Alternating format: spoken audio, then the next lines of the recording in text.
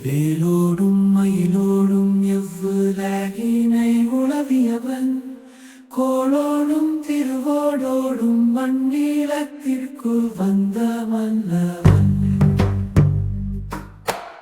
கோவணத்திலும் கொள்ளை அழகு கொல்லும் குணம் நிறைந்த குழந்தை அவன் குன்றின் மேல் குடி புகுந்து தம் மக்கள் குறைத்தீ